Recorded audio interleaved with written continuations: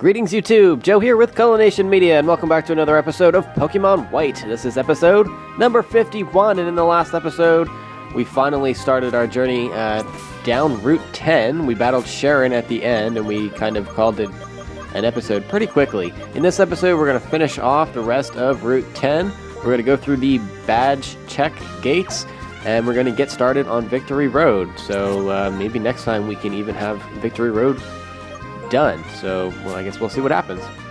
Alright, so let's explore this grass here, obviously with some max repels. And some of these are Pokemon, like this one. And this is an Amoonguss at level 40. All of the Amoonguss that you find here are all at level 40 if you encounter them via talking to Pokeballs that are not really Pokeballs.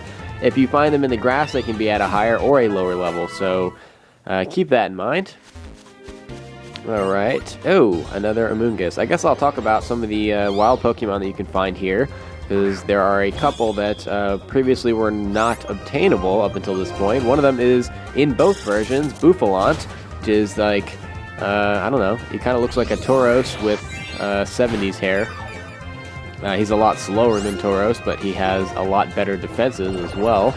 He also has an exclusive move called Head Charge, which has 120 base power. It's normal type, so he gets stabbed from it, 100% accuracy, but it does inflict recoil damage, so there's that. He's a normal type, by the way.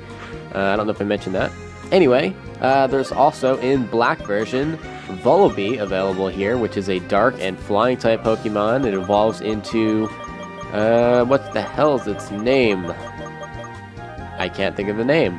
Mandibuzz, there we go. Okay, I was drawing a huge blank there. Anyway, it's very defensive-oriented, although it does have decent speed as well, and has its uses in competitive battles. On the other hand, in white version, as we're battling this black belt guy here, there is a normal and flying type available here in white version, and it is named Rufflet. It also evolves into Braviary, and I think it's at level 54 for both Pokemon when they evolve, so that kind of sucks because you'll be in the Elite Four by the time that happens. But anyway, Braviary is a lot better than Mandibuzz, in my opinion. Braviary is a lot more oriented on the offensive side, so maybe that's why I feel that it's better, because I tend to gravitate towards offensive Pokemon instead of defensive, but I just feel like Mandibuzz is missing something, more than just stats. Anyway, that's enough babbling. I picked up a couple of items there, including a Dawnstone, and I guess it's time to battle this Hiker dude. Why not? I could use the experience. Hiker Brett, and he's going to start off with a Girder at level 38, and I've got my Superior out here, so turns out that that was a pretty good choice. I'll go for the Coil on the first turn to up my attack and defense. It also ups accuracy, but all of my moves have 100% accuracy, or better if you count Aerial Ace, because he can't miss. So I'll go for another Coil there, and he's going to go for the Dynamic Punch, and somehow that hits. And now I'm confused, which is bad news, because I always hit myself. So I'm just going to go ahead and use a full restore here. It seems kind of silly, but I'm not going to get a chance to heal for a while, so we might as well do that. Rock Slide, and that barely does anything because I'm at +2 defense right now. And now I can go for an Aerial Ace, which will be super effective, and it still doesn't kill him, even at +2. It's just sad how bad Superior's attack power is sometimes. And now I get the critical hit the second time through. Of course I do. Alright, Boldore is next. It's a pure rock type. It does have Sturdy, so I won't be able to kill it, even though I have super effective Leaf Blade with Stab. It'll just leave it with 1 HP. And I get a crit on that too. Why is it that I get a crit on every hit except for when Girder had full health? That makes no sense. In any case, finish him off there with an Aerial Ace, which is actually pretty funny. But nonetheless, that does it for Hiker Brett. And since Superior is up at level 47, I can switch him out now. And I'll just go ahead and put Zebstrika back up at the front. I know I used him a couple of times, or a lot of times in the recent episodes. But anyway, talk to this guy here, because he's not actually going to battle you. He'll give you a Dusk Stone, in case you haven't found one yet. And I believe the only Pokemon that you can use this on in this game up to this point would be Lampent, but we already found a Duskstone another way. There's a couple that can be found, so if you haven't found one yet, that's, I guess, a good place to get an extra one. Anyway, I also picked up TM-05 over there, which was Roar. That's better used for competitive battles, for phasing and whatnot. In any case, we're in another battle here against an Ace Trainer, and she has a Sawsbuck. Normal and Grass type, this one's at level 40, and, I don't know what the hell that was. Charm, maybe? Yeah. My attack went down harshly, so I'm assuming that was Charm. So I'm going to just have to stick to Flame Charge here because I don't have really anything else that I can do to it. I can stomp it, but Flame Charge is going to do more since it's super effective. I don't know why in the world it went for Aromatherapy there. Maybe it was expecting a Thunder Wave. Although I don't give the computer that much credit, so I don't really know if that was just them being retarded. A third Flame Charge gets rid of Sawsbuck, and Jellicent is next. Water and Ghost type. So I could bring out Chandelure here, and that's exactly what I'm going to do. So let's do that. Alright, so this is the female Jellicent, as it's pink, its alternate form, which really doesn't change anything but its appearance, is the male Jellicent, which is all blue. It has a cool-ass mustache. That's the only thing that really matters. Let's battle this guy, and then we can pick up whatever that item is down there. Veteran something. Veteran Chester. Oh, that is such a cute name. Come on, Chester. Alright, so he has a Beartic at level 39. We fought one of these before at the Osiris Gym. And it's just a pure ice type. It does have a lot of physical attacking power, though. And a pretty good amount of physical defense. That's what I was trying to say. As you can see, Flame Charge doesn't do an incredible amount of damage there. It's going to be a 3-hit KO. And he likes to spam Icicle Crash, which is his signature move. It does a lot of damage. It also has the chance to inflict a flinch, but since we're faster, that doesn't really mean anything. We barely got out of that alive with only 25 HP left, and Zebstrika goes up to level 47, and he's trying to learn Wild Charge. He has a 90 base power with 100% accuracy. It's a physical move, but it also inflicts recoil, and I'm actually going to teach this to him. With the Elite Four pending, I think it's just a good idea, even with the downside of the recoil damage. That's what healing items are for, and a lot of times you can just use more power, especially with a Pokemon like Zebstrika, which isn't necessarily the best in terms of stats.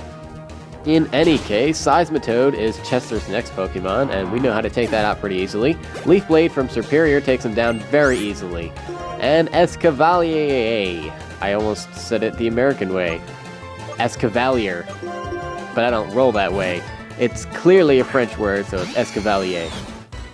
It's a bug and steel-type Pokemon, much like Scizor, so it has all the advantages that typing gives it, which means one weakness, and it's a double weakness, or quadruple weakness, however you want to call it, to fire. So I went for the Flame Charge there with Zebstrika just to see if I could kill it, but it also is steel type, so it has a crazy amount of defense, and it's able to survive even the super effective Flame Charge.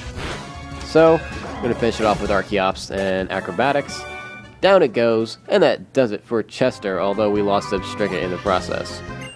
And this item is just a full restore, but I already used one in this episode, so I guess that worked out kind of well. I just replaced what I used. Alright, so now we are on to the badge check gates already. Halt! Unqualified ones shall not pass. The key to open this closed gate is the trio badge, which I have, so leave me alone. Oh, holder of the trio badge! Okay. And you have to do this 8 times. And this one is for the basic badge. And each area has like a new environment based on whatever badge it was that you just used. And this is the insect badge. We have that too. So this one's like a big beetle, I think. Yeah, some kind of buggy thing. And the bolt badge. We're halfway through. So there's actually nothing you can really do here. There's no battles or anything. Even this guy here won't battle you. So you might as well just walk on through. There's no items, nothing. It's just for effect, and it's kind of boring. Alright, the Jet Badge. This one's actually pretty cool. You can, like, hover across this air current gap. The Freeze Badge is next, so there's an ice floor, I think. Yeah, you can just slide across, or just fail at life, like what I just did there. It's really not that difficult. And the Legend Badge, so that is the last of the gates. Yes, so the Pokemon League is right this way. Go through the last gate, and here we are, Victory Road. One thing to note here, in this room here is the only room in the game that you can catch Dino, or Dano. It is the Dark and Dragon-type Pokemon that we fought at the Dragon Gym, and it's apparently a very rare Pokemon because it's also one of the better Pokemon of this generation. I would say it's pseudo-legendary. It's pretty close. Its stats are ridiculous, and it learns a lot of good moves. Yeah, make sure to pick one up if you're trying to catch them all, or if you have a vacant spot in your team and are okay with not having them be fully evolved until level 64. I'm not going to be capturing them because I'm just looking to see all of the Pokemon in the Pokedex, not actually capturing all of them. For the purposes of this little walkthrough, I'm not going to waste my time with that. So I'm going to heal up here because there's no Pokemon Center. The best we're going to do is a doctor coming up later on. Alright, so I'll take the Lucky Egg from Zebstrika, and we'll switch Seismitoad up to the front, and we'll give him the Lucky Egg instead. And I most likely will have to do training even after Victory Road before I can battle the Elite Four, because my levels are not anywhere near where they need to be in order to complete it. A couple of other things. Outside, you can also capture Heatmore, which is a new Pokemon we have not seen yet. It's a pure fire type. It's kind of interesting. It doesn't have the best stats, but it's an interesting fire type. It reminds me of a weaker Magmar. Also available here is the newly available Pokemon, also a bug and steel type Durant, which has surprisingly good attack and speed for a steel type. But it's something worth looking into if you're also missing a team member. Other than that, there's nothing else of worth when it comes to wild Pokemon. Those are the main ones. Alright, on to this battle here. We have a Whimsicott at level 45, so that was quite the level jump. I need to get Seismitoad out of here because he's going to get killed in one hit. And yeah, he was going for Mega Drain, so that would have probably killed him. It does almost nothing to Haragonal, though, because of his amazing special defense. He's going to go for it again, and it does more nothing. Ice Beam, however, is going to do more than nothing. And in fact, it knocks Whimsicott out in one hit, and almost lets us grow level, but not quite. Alright, so they have a Zebstrika coming out next, so I'm going to send out my Seismitoad because, well, that's really its only weakness is ground. So it goes for a Stomp, and it doesn't get the flinch, thankfully. Bulldoze doesn't kill it, though. It is at level 45, so I don't know what I was expecting. And for some reason, this time I'm faster than it. It must have been a speed tie, so it went first the first time, and then second time. Whatever. Seismitoad grows up to level 47 as a result, and we've defeated Shanta, the Ace Trainer. Isn't that just lovely? So I guess we have no choice but to go outwards. So once we go over to the right here, they'll show you a little mechanic of Victory Road that's new to Pokemon games, and that you can slide down the side of these mountain faces. And you'll be using this to get certain items and access new areas. You can't do it to the left, but you can do it to the right over here, and this gives you access to this little brush where you can encounter wild Pokemon, such as Heatmore, as I mentioned. But go inside, and we're in a new area here.